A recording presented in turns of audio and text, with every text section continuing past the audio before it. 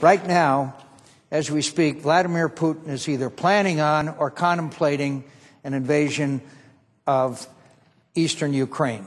Incredibly, there will be an objection from this side to this legislation when the people of Ukraine are crying out for our help and our assistance.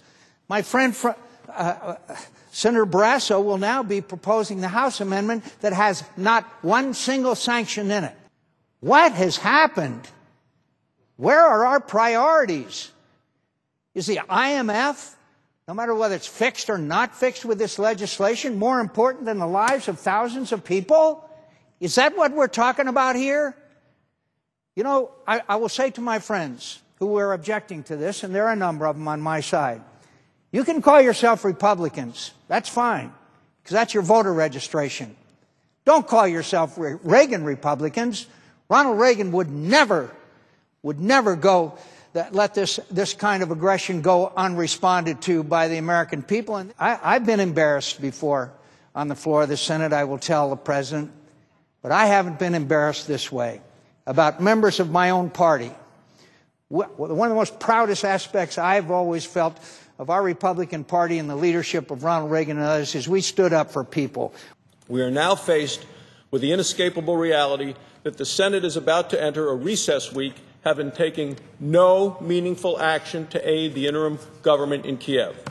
We are left with one option, taking up and passing the House-passed bill.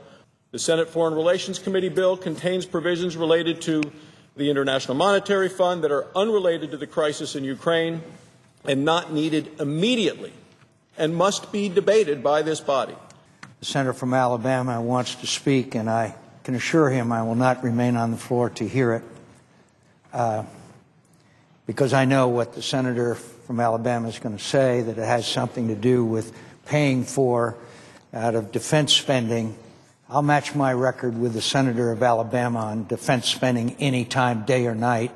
They don't even need this economic aid today. They have to sign an IMF agreement first. It's weeks before they even need what the senator from Wyoming wished to pass. I mean, why would we pass a bill that does no good as it relates to trying to push Russia back and isolate them? Well, we have an opportunity right now to pass a bill that shows that we're willing to isolate Russia.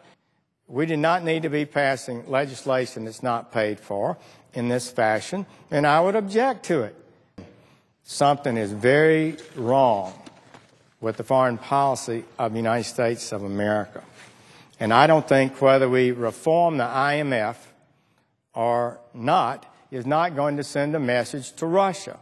This makes no sense. I would challenge any of my friends here to stand up here and explain why a sensible response to what Russia has done is to expand Russia's influence in the IMF and to diminish America's influence.